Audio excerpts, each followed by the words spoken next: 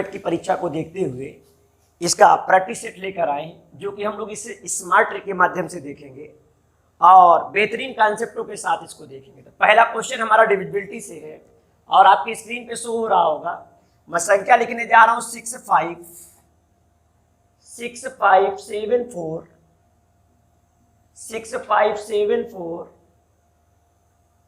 2354 और 7। ये संख्या हमें बतानी है और लास्ट में लिखा है 46।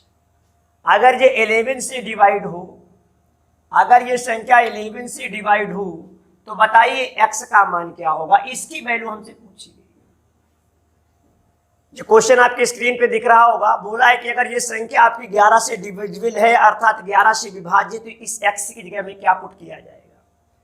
आपको पता होना चाहिए कि यहाँ पे इवन प्लेस, यहाँ पे पता होना चाहिए कि सम स्थानों का और विषम स्थानों के अंतर का योग का अंतर या तो 0 हो या तो 11 के गुणज में हो, तो वो संख्या 11 से आपकी क्या होती, विभाज्य होती। आप देखेंगे भाई इसको जोड़ के सम स्थान क्या होते हैं भाई, ये 2, 4, ये 6, ये 8, ये 10, ये 12, ये इवन प्लेस हो गए। तो पहले हम ऑड प्लेस को जोड़ते हैं, तो 6, 7, 13 हो जाएगा, 13, 2, 15 हो जाएगा, 15, 5, 20 हो जाएगा और 20 और 7, 27 हो जाएगा, 27, 4 कितना हो जाएगा, 27, 4 हो जाएगा आपका 31। यहां पे जोड़िए भाई, क्या हो रहा है, 5, 4, 9 और 9 में 3 जोड़ेंगे 12, 12, 4 कितने हो गए, 16, 16, 6 कितने हो गए, 22। तो ये हो गया 22 प्लस x। इन दोनों का अंतर क्या होना चाहिए, 0 हो या तो 11 के गुणज में हो। 0 हो जाएगा तो 0 कर लेंगे, नहीं 11 के गुणज में होना चाहिए। तो यहाँ पे हो जाएगा 21 minus 20 minus x is equal to 0। तो यहाँ पे आपका लेस करेंगे तो कितना हो जाएगा, 11 में आपका जाएगा, वो 11 में आपका घटेगा जाके, 11 में 2 गए तो 9 बचेगा, माइनस x बराबर 0। तो x बराबर क्या आ जाएगा, 9। तो यहाँ पे देखना क्या है कि इवन प्लेस और ऑड प्लेस का सम का डिफरेंस, दोनों के सम का जो डिफरेंस होता है वो 0 के बराबर हो या 11 के मल्टीपल्स के बराबर हो, तो वो संख्या 11 से हमेशा विभाज्य होती है। अगर 0 के बराबर ना होता तो 11 का मल्टीपल 11 ले लेता और मेरा आंसर फाइंड आउट हो जाता, लेकिन आपका 0 से ही हो गया। तो इसका आंसर आपका x बराबर 9 होगा, जो कि 2 नंबर ऑप्शन आपका लाई करेगा। इसका ऑप्शन 2 दिख रहा होगा स्क्रीन पे, इसका ऑप्शन 2 होगा। देखते स्टूडेंट, नेक्स्ट क्वेश्चन बोला है इसमें इकाई का अंक क्या होगा। लिखा है factorial 1, factorial 2, factorial 3, factorial 4 dot dot factorial 50 के एडिशन में हमें यूनिट डिजिट अर्थात इकाई का अंक बताना है। इसमें हमें यूनिट डिजिट अर्थात इकाई का अंक बताना है। तो आप कहते हैं फैक्टोरियल क्या होता है। फैक्टोरियल को हिंदी में बोला जाता है क्रम गुणित। तो फैक्टोरियल में इसका विस्तार करके हमें बताना है कि इसके एडिशन में यूनिट डिजिट क्या होगा, इकाई का अंक क्या होगा।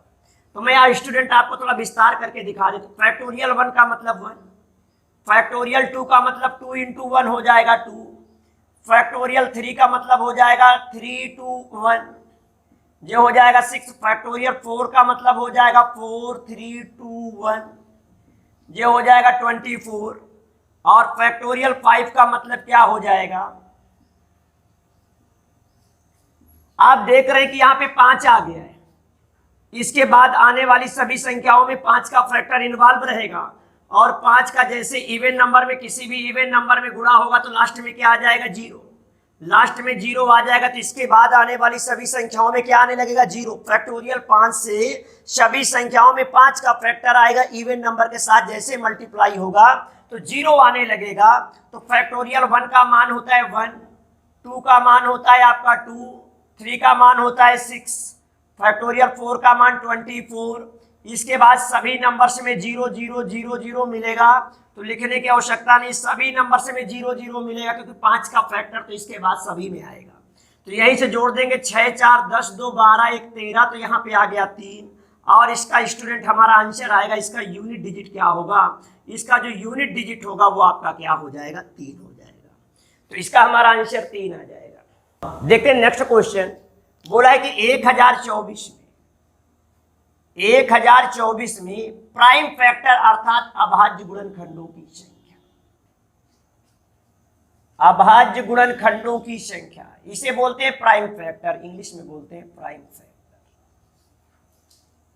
नंबर ऑफ प्राइम फैक्टर हमें बताने, तो आप क्या करेंगे, 1024 को अगर ब्रेक करना शुरू करेंगे तो 1024 में करेंगे तो ये हो जाएगा 512 गुणे 2, और 512 आपका 8 का क्यूब होता है, और ये हो जाएगा 2 की पावर 1 हो जाएगा ये, और इसके बाद में और ब्रेक करेंगे, जो 2 का क्यूब होता है तो 2 का क्यूब लिख देंगे, ऊपर पावर में 3 लगा है, इंटू 2 की पावर 1 हो जाएगा। इसके बाद में हो जाएगा 3 3 जा 9 हो जाएगा, तो ये हो जाएगा 2 की पावर 9 इंटू 2 की पावर 1। सीधा हम जोड़ देंगे तो यहाँ पे फाइनली मिलेगा 2 की पावर 10। अगर आपको प्राइम फैक्टर बताना है तो आपका प्राइम फैक्टराइजेशन करना पड़ेगा, तो ये प्राइम नंबर हमारा बेस आ गया, बेस हमारा प्राइम नंबर होना चाहिए, तभी हम प्राइम फैक्टर काउंट कर पाएंगे। तो यहाँ 2 की पावर 10 हो गया, तो बेस प्राइम नंबर हो गया, तो यहाँ अभाज्य गुणजों की संख्या कितनी आ जाएगी, यहाँ पे पावर में क्या है 10, तो आपके प्राइम फैक्टर की संख्या, अभाज्य गुणनखंडों की संख्या सीधा आ जाएगी 10। प्राइम नंबर होने के बाद सीधे जो फैक्टर्स आते हैं वो प्राइम फैक्टर कहलाते हैं, तो अभाज्य गुणनखंडों की संख्या 10 हो जाएगी। जो ऑप्शन नंबर 2 में आपको दिख रही होगी, इसमें प्राइम फैक्टर की संख्या आपकी क्या हो जाएगी, 10 हो जाएगी। तो आपको सिंपली ऐसे करना है, प्राइम नंबर में कन्वर्ट करना, जैसे प्राइम नंबर दिख जाए तो जो उसकी घात होगी, जो उसकी पावर होगी, वही प्राइम फैक्टर की बात करेगी, तो इसका सीधा आंसर आ जाएगा 10। देखते हैं नेक्स्ट क्वेश्चन। नेक्स्ट क्वेश्चन आराम से आपकी स्क्रीन में दिख रहा होगा, इसके पहले आप कॉन्सेप्ट जान लीजिए क्या होता है। ये मैं पहले कॉन्सेप्ट की चर्चा थोड़ी सी कर दूं। आपको अगर 3 पेड़ों के बीच से गुजरना पड़ जाए तो आपको कितने स्टेप से होके गुजरना पड़ेगा, 2 स्टेप से। यहाँ पे आप देख रहे हैं कि 3 पेड़ है, तो नंबर ऑफ स्टेप कितने हैं, 2, अर्थात जितने पॉइंट या जितने पेड़ से गुजरोगे नंबर ऑफ स्टेप आपका 1 कम हो जाएगा। आप देख रहे हैं यहाँ पे 1 2 3 पॉइंट है, तो स्टेप कितने बने, 1 2। अगर यहाँ पे 5 पॉइंट होते तो स्टेप कितने बनते, 4। अर्थात एक बात पता चल रही है कि अगर 3 पेड़ों से गुजरना है तो हमें 2 पेड़ों के बीच की दूरी ही कवर करनी है। तो यहाँ पे स्टूडेंट आपको बताने जा रहा हूं कि 37 वृक्ष लगे थे, इतने वृक्ष लगे थे, तो अगर इतने वृक्ष लगे थे तो पूरे स्टेप कितने होंगे, 36 स्टेप होंगे। अगर 37 वृक्षों से हमें गुजरना पड़ जाए तो हमें 36 स्टेप के बीच की दूरी कवर करनी पड़ेगी। तो बोला ये गया है कि किसी 2 क्रमागत पेड़ों के बीच की दूरी समान है। एक कार 13वें पेड़ तक जाने में 37 थे टोटल, 13वें पेड़ तक जाने में 13वें पेड़ तक जाएगी तो 12 स्टेप की दूरी इसने कवर किया होगा, क्योंकि जितने पेड़ तक गई होगी तो स्टेप आपका 1 कम होता है। तो 13वें पेड़ तक पहुंचने में इसे 20 सेकंड का समय लगता है, इसे 20 सेकंड का समय लगता है। तो बताइए अंतिम वृक्ष तक पहुंचने में कितना समय और लेगी, और का पूछा है कितना और लेगी। तो ऐसा करिए भाई, 12 स्टेप चलने में इसे 13वें वृक्ष तक पहुंची तो 12 स्टेप में 20 सेकंड लगते, तो एक स्टेप में कितना लगेगा, 20/12 सेकेंड।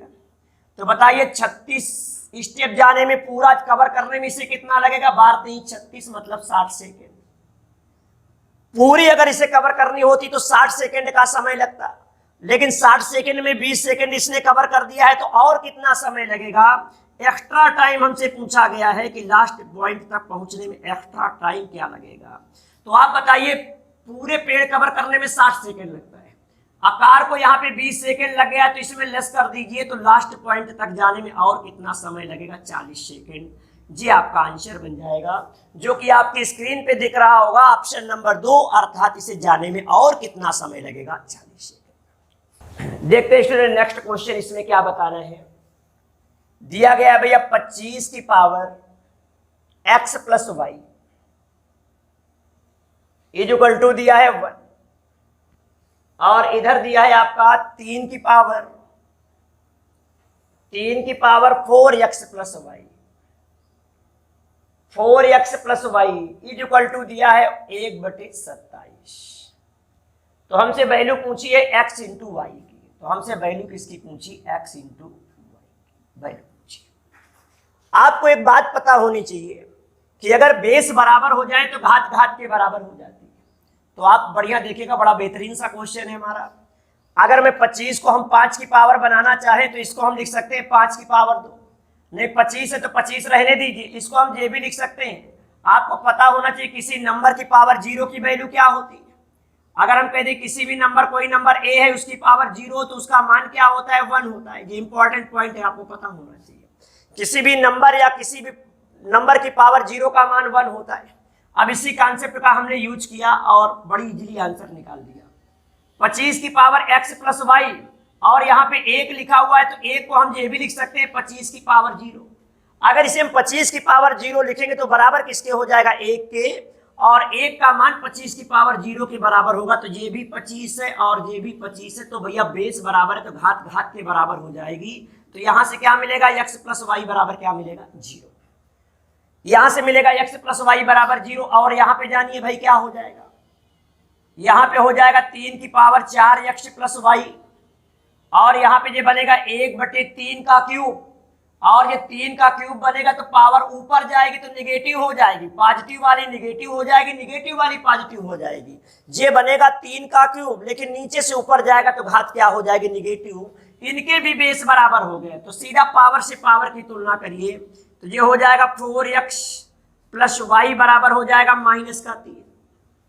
तो यहां से क्या निकल रहा है भाई, यहां से निकल रहा है x प्लस वाई बराबर 0, तो यहां से ये भी निकल रहा है, इससे ये भी निकल रहा है कि x बराबर -y।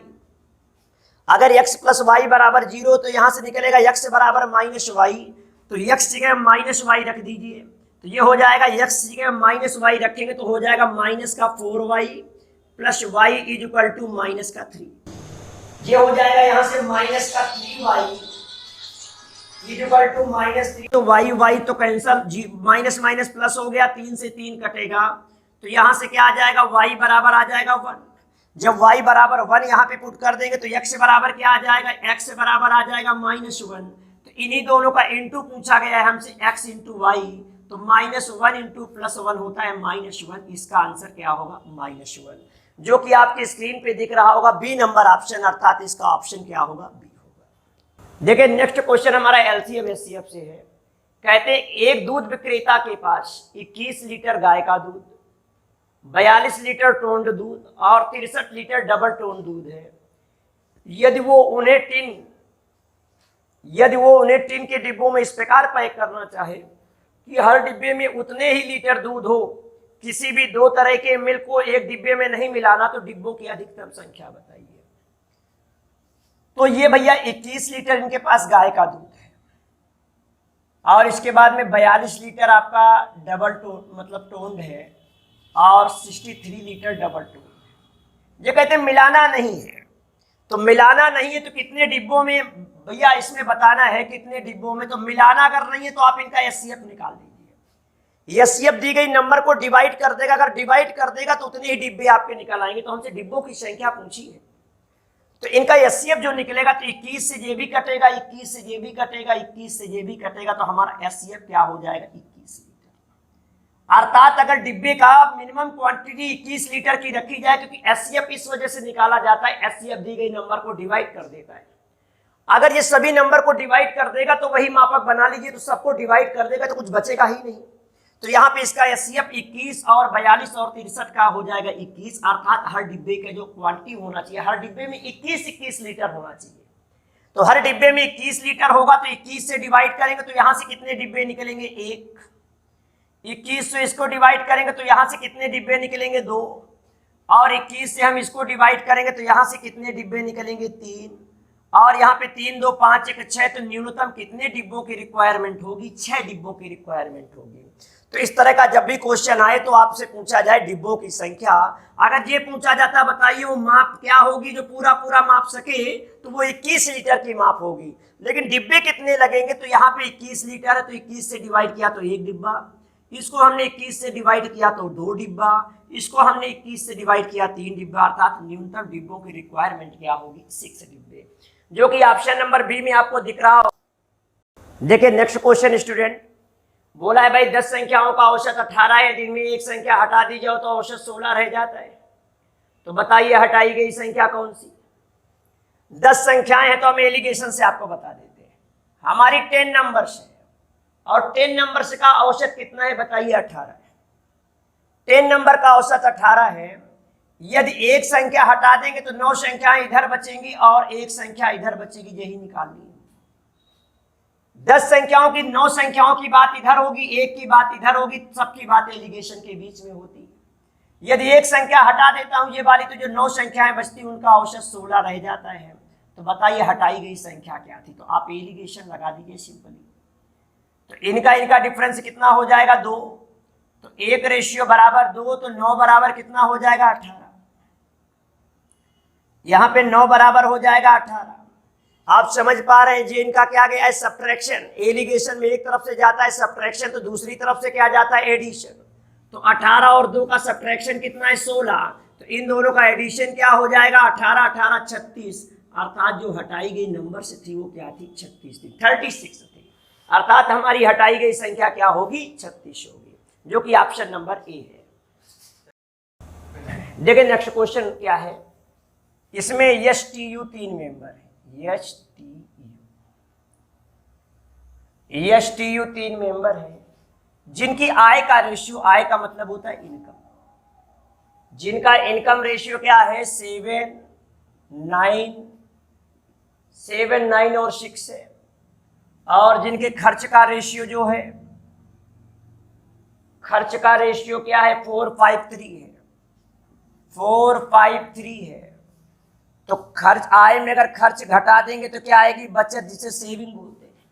तो बचत क्या आ जाएगी आपकी? बचत दी है भैया, यश की बचत दी है 14,000 रुपए।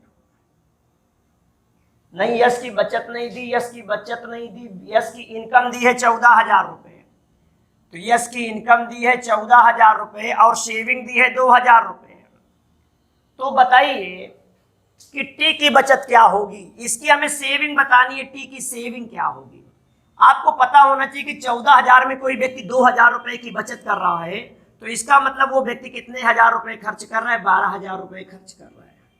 तो 7 बराबर 14,000, तो 1 बराबर 2,000, तो 9 बराबर 18,000। अर्थात इनकी इनकम क्या रही होगी? 18,000। और 4 बराबर 12,000, तो 1 बराबर 3,000, तो 5 3 15,000 इनका क्या रहा होगा? खर्च। अर्थात टी वाला जो व्यक्ति है वो 18,000 की इनकम करता था, उसमें 15,000 खर्च करता था। 18 में 15 लेस कर दी तो उसकी सेविंग क्या हो जाएगी? 3,000 रुपए। तो इसका जो आंसर आना चाहिए 3,000 रुपए आना चाहिए, जो कि ऑप्शन में आपको देखने को मिल रहा होगा 3 नंबर ऑप्शन पे। इसकी सेविंग हो जाएगी 3,000 रुपए। देखिए नेक्स्ट क्वेश्चन हमारा एज से है, आयु संबंधी प्रश्न से, और ये हमारे एग्जाम का आया क्वेश्चन है। इसको देखिएगा आराम से। बोला है कि 2 भाइयों की वर्तमान एज का रेशियो, हम मान लेते हैं पहला भाई फर्स्ट हो गया, ये दूसरा भाई सेकंड हो गया। इनके प्रेजेंट का रेशियो, प्रेजेंट को हम वर्तमान मान लेते हैं, इनके प्रेजेंट का रेशियो 1:2 है। इनका प्रेजेंट रेशियो 1:2 है। और बोला है कि 5 वर्ष, और बोला है 5 वर्ष पहले, तो 5 वर्ष पहले का एरो हम ऊपर बना देते हैं, बाद का एरो नीचे। तो 5 वर्ष बाद, 5 वर्ष पहले इनकी आयु का अनुपात 1:3 है। 1:3 है। तो बताइए 5 वर्ष पश्चात इनकी एज का अनुपात क्या होगा? तो चलिए भाई ऐसा करते हैं कि प्रेजेंट रेशियो आप निकाल लेते हैं। आप देख रहे हैं कि प्रेजेंट से 5 वर्ष पहले जाएंगे तो दोनों में समान कमी होनी चाहिए, क्योंकि दोनों 5 वर्ष पहले जा रहे हैं। अगर नहीं होगी तो नीचे के डिफरेंस का ऊपर और ऊपर के डिफरेंस का नीचे इंटू कर देंगे। ऊपर डिफरेंस है 1 रेशियो का, नीचे कोई इफेक्ट नहीं पड़ेगा। नीचे 2 रेशियो का डिफरेंस है, आप 2 से इंटू कर दीजिए। जैसे हम 2 से इंटू कर देंगे तो बताइए यहाँ पे कितना लेस देन हो गया? 1। और यहाँ भी कितना लेस देन हो गया? 1। दोनों 1 से डिक्रीज कर रहा है, क्योंकि प्रेजेंट से 5 साल पहले जा रहे हैं। तो 1 रेशियो बराबर क्या हो जाएगा? 5 साल। जब 1 रेशियो बराबर 5 साल हो जाएगा तो इसकी प्रेजेंट एज हो जाएगी 10 ईयर और इसकी प्रेजेंट एज हो जाएगी 20 ईयर। तो हमसे बोला गया है दोनों व्यक्तियों की 5 वर्ष बाद एज का रेशियो क्या होगा? तो ये व्यक्ति प्रेजेंट में 10 का है तो 5 साल बाद हो जाएगा 15 साल का, और ये प्रेजेंट में 20 का है तो 5 साल बाद हो जाएगा 25 का। इसको हम डिवाइड कर देंगे तो रेशियो क्या बन जाएगा? 3 और 5 का। तो 5 साल बाद इसकी एज का जो अनुपात होगा वो 3:5 हो जाएगा, जो ऑप्शन 3 में देखने को आपको मिल रहा है। तो इसका राइट आंसर होगा 3। देखिए नेक्स्ट क्वेश्चन हमारा आय व्यय से संबंधित है। राहुल की आय 60,000 है और उसका खर्च 40,000 है। तो आप जानिए जो आप कमाते हैं वो आपकी इनकम कहलाती है, और इनकम के 2 पार्ट होते हैं, खर्च और बचत। खर्च और बचत। ये व्यक्ति जो है वो 60,000 रुपए कमाता है, और 60,000 में 40,000 रुपए खर्च कर देता है। अगर 60 में 40,000 रुपए खर्च कर देगा तो सेविंग कितनी की करेगी? 20,000 रुपए। इसने सेविंग की है 20,000 रुपए की, तो इसमें बेहतरीन सा हम रेशियो बना लेंगे 0 0 0 0 0 0 0। 2 से फिर डिवाइड कर दूंगा, 3 और ये हो जाएगा 2 और ये हो जाएगा 1। इसको मैं 2 से डिवाइड करूंगा। इसके बाद इन्होंने क्या बोला है कि यदि उसकी इनकम 20% बढ़ जाए, यदि उसकी इनकम 20% से बढ़ जाए तो वो अपना खर्च 15% से बढ़ा लेता है। खर्च बढ़ने का मतलब हो जाता है माइनस, वो खर्च 15% से बढ़ा लेता है, खर्च बढ़ने का मतलब माइनस। तो बताइए उसके सेविंग में कितने परसेंट की वृद्धि हो जाएगी, ये मुझे बताना है। हमारी इनकम हर रेशियो में 20% बढ़ी तो 3 रेशियो में 60% बढ़ जाएगी, और हमारा खर्च बढ़ने का मतलब माइनस हो जाना, हर रेशियो में 15 खर्च होगा तो 2 रेशियो में 30 खर्च हो जाएगा। 60 बढ़ा है जिसमें 30% खर्च हो गया, पूरी इनकम 60% बढ़ी है जिसमें 30% आपका खर्च हो चुका है, तो 60 में 30 गया तो 30 हमारा बच गया। तो एक रेशियो में जो बचा है तो वही तो बढ़ेगा, तो एक रेशियो में 30% बढ़ रहा है तो आपका 30% से सेविंग क्या होगी? आपकी इंक्रीज कर जाएगी, जी आपका ऑप्शन होगा, अर्थात आपका जो बचत है वो 30% से बढ़ जाएगी। स्टूडेंट, ये हमारा पेट का प्रैक्टिस सेट था जिसको हमने ट्रिक के माध्यम से पढ़ाने का प्रयास किया। अगर ये आपको अच्छा लगा हो तो इसे लाइक करिए, सब्सक्राइब करिए, लगातार हमसे जुड़े रहिए। धन्यवाद।